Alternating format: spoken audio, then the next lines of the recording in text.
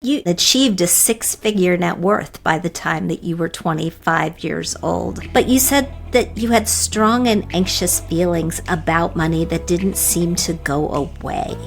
Did oversaving sort of deal with some of that anxiety? I think my frugality was partially fueled just by this very rabid sense of needing to prove myself to the world. I talk about being bullied as a child in my book, and how from that bullying, I suddenly decided I just needed to be good at everything that I did in order to gain validation from the world and escape my childhood bullying. It was ingrained in me, but also because I just had this crazy personality trait where once I commit to a goal, I do whatever it takes to meet that goal, because I just had this childhood wound that desired affirmation. And to me, achieving crazy goals was a way for me to gain that affirmation. Thankfully, I eventually learned I needed to go through therapy to address that part of my life. But as a side effect of those misplaced childhood wounds was just a lot of achievement, a lot of goal orientation, a lot of drive to do crazy things throughout my early 20s.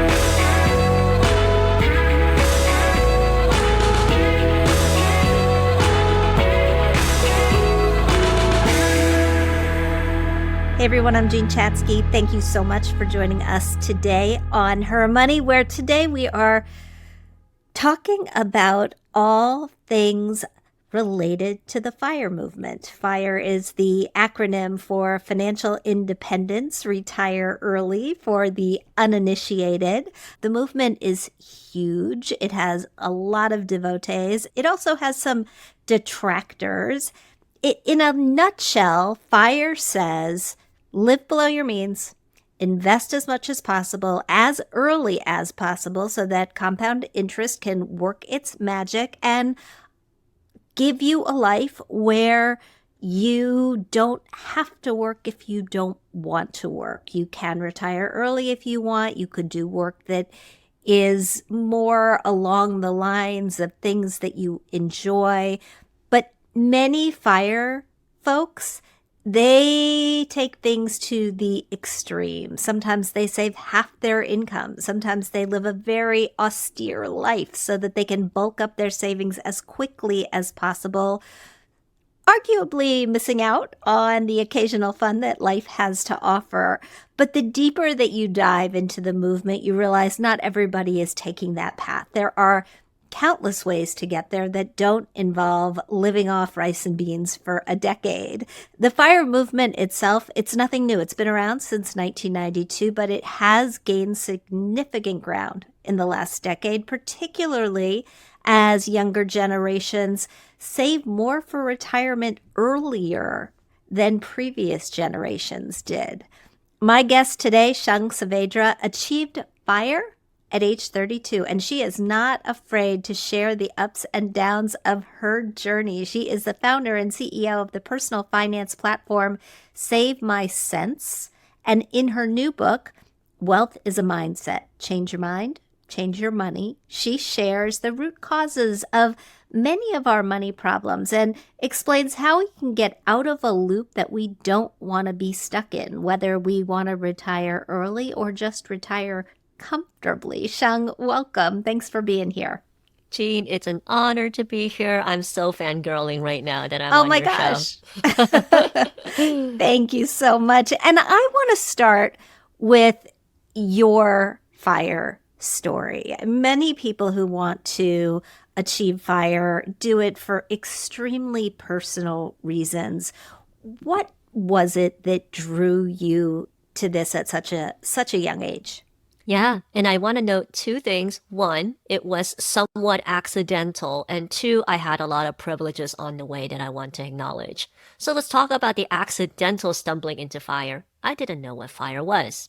I had been frugal most of my life. I was lucky that my parents shared a very frugal mindset and lifestyle with me because we were immigrants into the United States when I was a young child, and I'm an only child. And they took the time to teach me about financial literacy. A privilege that I enjoyed was that because of my parents' frugality and their investing, they sent me to college debt-free. which is a massive step up, I think, relative to many other people of my same age. I graduated school without having to worry about student loans. I got into a fantastic industry, management consulting. It's high paying, gives me a lot of great skill sets, allows me to network and grow into eventually Fortune 500 strategy companies. But throughout my early career, I'd always been attending these women's panels, mom life, what's it like to be a woman in the corporate world. And over again, I got to the same conclusion, which is it's extremely difficult to be a working mom in the corporate world. And you may be in that time, there wasn't so much conversation about maternity leave and paid leave. So we're talking about unpaid leaves or taking career breaks that would really impact your career progression and possibly a lot of financial outlays that you need to set aside to become a mom. When I met my husband in business school, he actually separately had come up with the same thought. And he's like, what if we removed the worry over becoming parents financially by just learning to live off of the lower of our two incomes and maintaining that for the rest of our lives so that the additional costs of becoming a parent would not impact us significantly. So the first stumbling into fire wasn't, oh, I wanted to retire early. It was, hey, let's not fear the fact that we may become parents in the future. And then eventually over time, our frugality, the approach, it came out to our friends in bits and pieces. And one of my very smart friends said, you remind me of Mr. Money Mustache. Read the blog, check it out. And that was the first time I even realized that I had been unconsciously part of the FIRE movement. When you and your husband made this decision to basically live on less than half of your combined income, what did that do to your lifestyle and what did it do to your overall happiness? I was the spender in the relationship. Coming in, I had dreamed, and I wrote about this in my book. I dreamed that after business school, my husband and I met in business school. I went to business school on a scholarship and then some support from my parents, another privilege. And I thought I would come out with a fancy six-figure job. I would live in the heart of New York City. I'd have my it girl bag in my cool closet, and I would live the life. And that was not going to be compatible with the budget that we had agreed to upon marriage. And so I would say the initial attempt at living off of the lower of our two incomes was pretty misery inducing for me. I struggled day in, day out. I saw all my friends enjoying their lives on social media, and I knew that I didn't have it in my budget to travel the way they did, even go to fancy weddings, or even agree to eat out at the latest restaurants. And I struggled that very first year just thinking, am I doing something wrong? Am I just really not good at budgeting and that's why I can't afford to do everything else that my friends did? Or maybe they made a lot more money than I did and I just didn't notice. So I was questioning myself that first year for sure. Of course, they made as much more money than you made because they were spending two incomes in a lot of cases, right? Rather than a single income. How did you get yourself to stick with it? I guess because of me stumbling into fire, eventually I realized, wait, Shang, you're actually doing something very unusual. Like people don't have the kind of budget that you're doing, but you're doing this in preparation for hopefully a relaxed future as a parent. And once I realized I just had different goals than my friends, than my social media feed, I relaxed a little bit more. And then I also stumbled into a new epiphany, which was you could still have fun and have a very fulfilled life without spending a ton of money, even in Manhattan. And slowly I started asking myself, what was it that actually brought a lot of joy and fulfillment into my life? And how can I achieve that without spending through the roof? And it started actually with eating out because I was a foodie. I enjoyed my food. I would like to eat out. But I realized what I truly sought after was actually companionship and not so much the eating out part. And I realized I can have companionship with my friends by having a dessert, a walk around the park, a bagel breakfast. Don't need to spend $100 on a bagel breakfast. And once that unlock started, I was like, oh, I could do something like that and be okay. I started applying that same line of thinking to every other part of my life.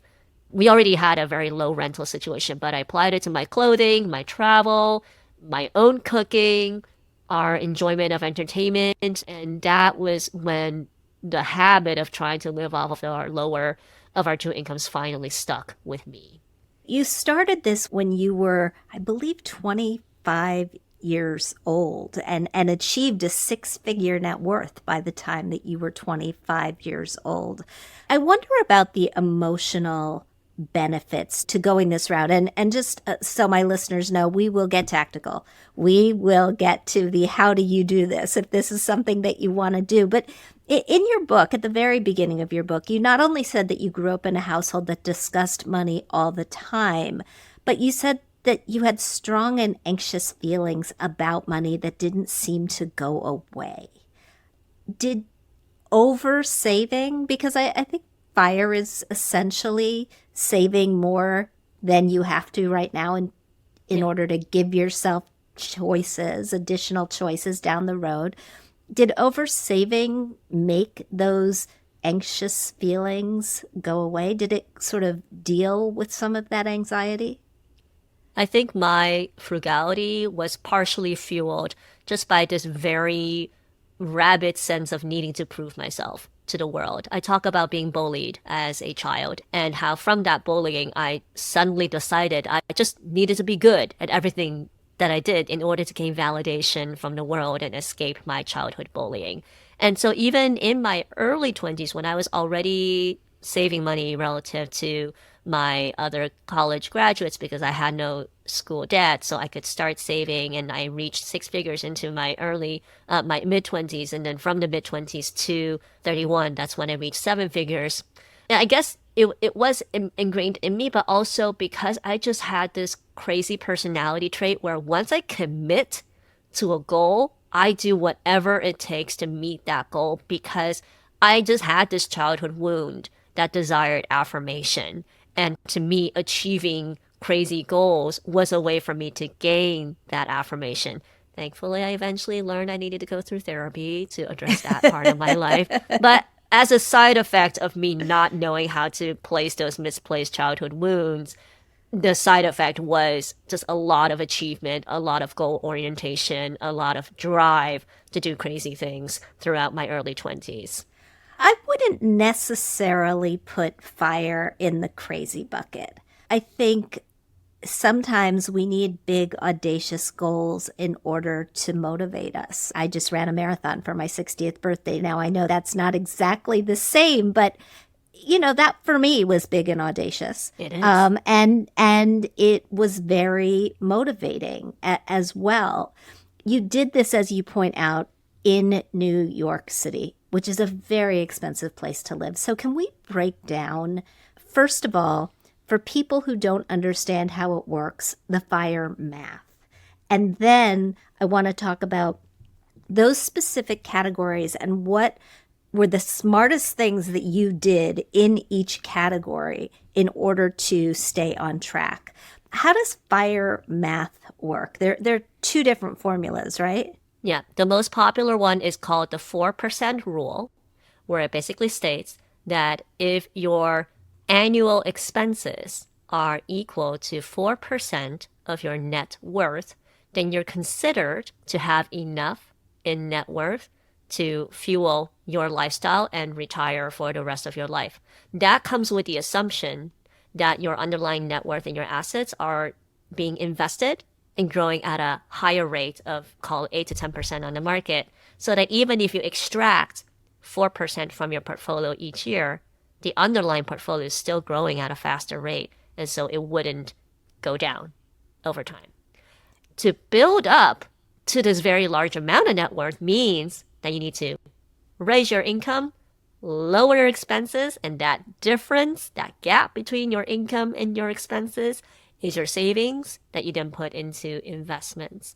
And it is pretty common for people who are pursuing FIRE that they're putting away 40, 50, or even higher percentages, 40% or above of their income into savings and investings each year. And then with the underlying market growth of those investments, that pushes their net worth eventually to 25 times their annual expenses. So when you look at the different categories where you had to make radical changes in order to achieve fire, in order to live this way and not be miserable as you were when you started this journey, let's sort of take it one by one. I mean, you started with food, and I thought it was interesting that you not only pointed to eating out, which we know is just a sinkhole for so many people, but you referenced the way that you cook at home. And a lot of people think as long as they're cooking, they're living inexpensively. But these days, that's just not true. Yeah. I also keep in mind these were the years 2013 to the late teens. So this is before we had rapid inflation in grocery prices as well. This was during a low inflation period. So I had the benefit of low food prices. I happened to have been coached by a fitness and nutrition coach around the same time I was starting this journey. And she taught me about macros and how to think about my food in terms of proteins, fats, and carbs. So I was like, wait, that's actually kind of a pretty simple formula. I don't really need to have really complicated recipes. And then so I started designing all of my meals as a protein, a starch, and a veggie slash fruit of some sort. And so instead of thinking of my cooking as I need to make all these recipes, I was like, I just need to pre-cook batches of essentially chicken, tofu, batches of veggies and salads, and batches of pastas and rice. And that really simplified down my cooking and also the amount of ingredients that I need to buy at any given time. What other categories did you find yourself having to make big changes in? Your housing is the biggest lever that you can pull. And my husband being the one who came up with the idea of us living off of the two lower of our incomes. He knew of somebody who lived in Upper West Side Manhattan who had just had a baby, so they were outgrowing their apartment. And they're like, we can put in a good word for you to our landlord. It's rent stabilized, which is a huge keyword because it meant that there's only so much that the landlord can raise in the rent each year. And I mean, the apartment's nothing fancy. It was 420 square feet. I think the kitchen had 2 burners, no countertop space. I had to cantilever the drying rack on the stove to pour into the sink overnight. But it was convenient. It had a lot of light, lots of ceiling space. So we basically used everything underneath our furniture as another layer of storage space. Our bed had under bed storage. Our couch had under couch storage. Our desk had under desk storage. But that apartment, the starting rent was $2,000 a month. That is a steal for Manhattan. And so that was a huge part of how much we were able to save is by lowering the housing expense, dealing with the consequences of it. But if I had to go back and do it all over again, I would, knowing that it was difficult, but it was worth it. I have to ask because some people say that fire is primarily for high wage earners. You and your husband had both been to business school. How much were you earning at the time? And what do you say to that criticism? We both made more than $100,000. So we were definitely in the high earner category. And I do agree. I think that aspiring to fire is a lot easier when you are higher earning, when you're privileged like me to not have student loans. To achieve something similar but on a lower income primarily means that you need to have lower expenses. So that may mean not living in a prime city like New York City or San Francisco. There are many other places in the United States where rent doesn't even reach $2,000 a month. We've been talking pretty much exclusively, Shang, about one side of the equation. Money has an income and there's the money that goes out. I want to flip the discussion and really talk about boosting your income if that is the lever that you need to pull. So we know that there's a huge emphasis on saving, reducing expenses in fire. But what about increasing your income? Are there overlooked ways that people should be thinking about doing that? And let me ask that question in the context of what's going on right now in the job market. It's become harder to get that next job. It is. There's a lot of evolution in AI that is automating many business processes. And Wall Street Journal recently reported on this. This has probably been the toughest job market that white collar workers have faced in a very long time in the US history. I think it will remain to be seen how AI's impact is going to roll out over time. Right now, because of the high costs of AI processing, they're largely going after high-paying, profitable companies with large back offices that they can probably automate. So I definitely recognize it's tough. At the same time, I think that the best thing that you can do is not see your career as one set path with one kind of job. If you can be flexible and think of yourself as somebody who has a collection of skill sets and networks and the capability to learn, and that you can evolve that into different industries, then part of the reason why I was able to grow my income significantly as well, I think over the course of my lifetime, my starting compensation versus my ending compensation was 5 times my starting compensation. That was around the time that I left corporate. And part of it is identifying growing profitable industries. I had this perhaps a bit of a naive idea. I really wanted to be in fashion retail. Who doesn't love it? I love clothes. But I quickly realized when I was working for a retailer that my same set of skills would get me paid $40,000 a year more if I went to a different industry. And so part of it was swallowing my own pride and be like, do you really want to be in this industry but not have that extra $40,000? And that was a huge challenge. And eventually I was like, no, I kind of want the more money. So I did switch industries. If you are young and you don't have a lot of other responsibilities, like I didn't have kids for a long time, you could also consider doing a side hustle, having more than one stream of income, which is really good because there's always a huge risk that your income may be impacted at any time by layoffs or just, your company losing a big client.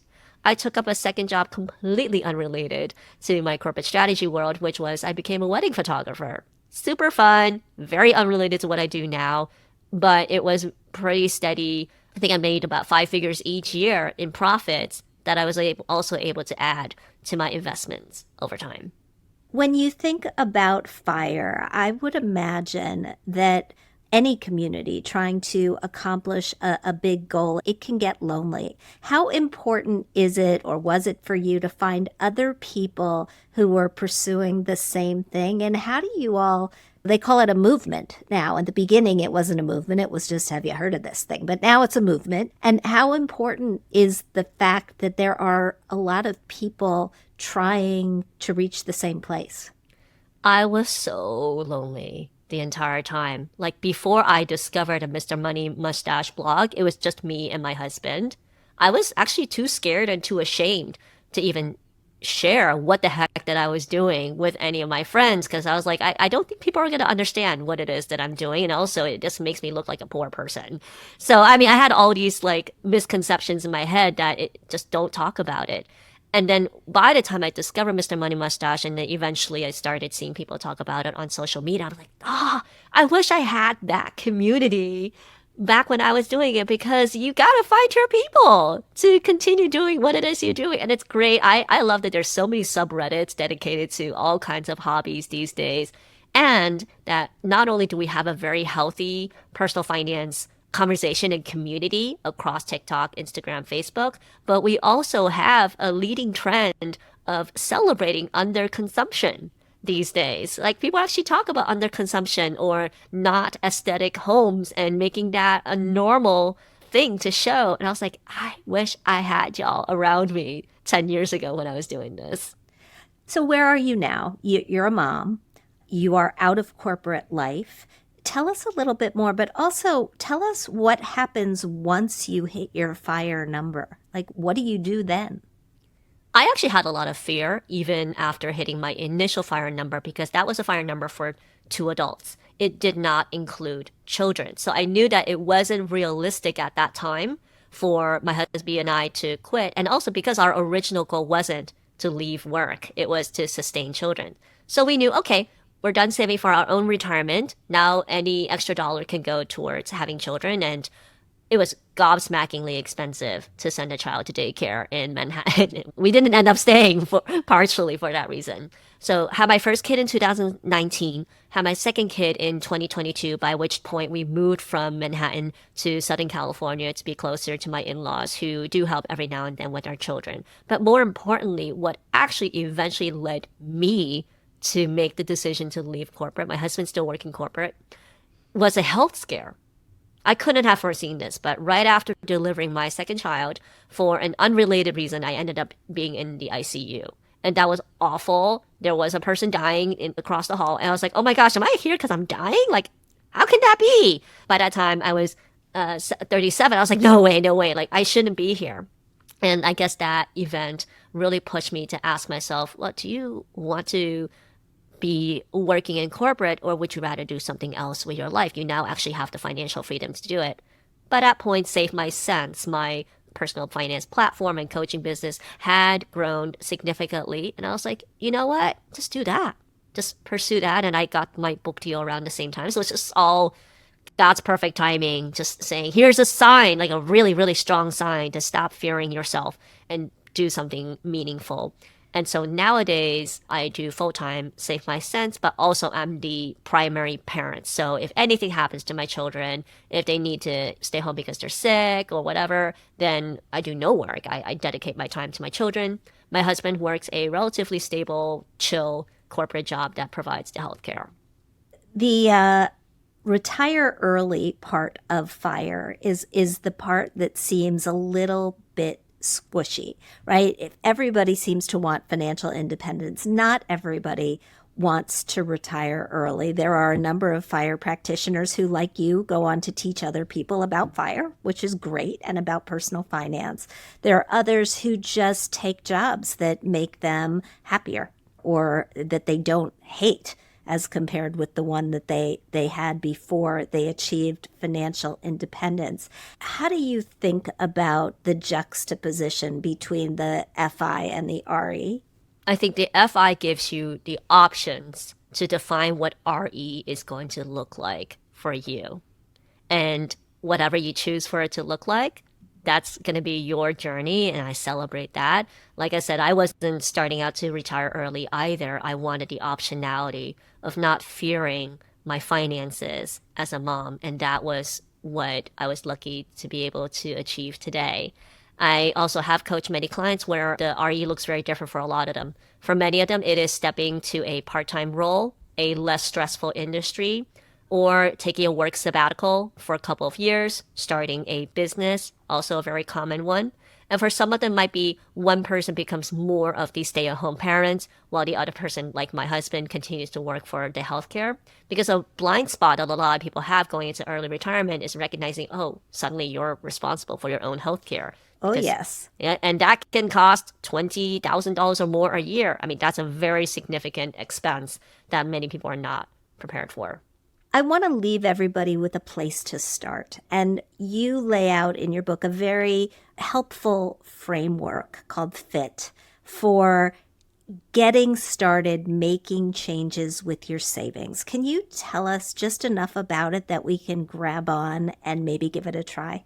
Yeah, FIT stands for FHIT, which is the order of accounts that I like to recommend to people to consider using to save for retirement. You don't have to listen to me, but I think this order also allows you to save and have your investments grow tax-free for the most part, which is also huge because that just gives you ever so much an extra edge in having your investments grow over time. F stands for mostly the accounts that start with the number 4. So think 401k, 403b, 457, any employer-sponsored accounts. I like maxing those out. H, I joke that the H is silent because the H is for an optional account called a health savings account. Great account for saving for healthcare, but not applicable to everybody. That's why I say it's an optional.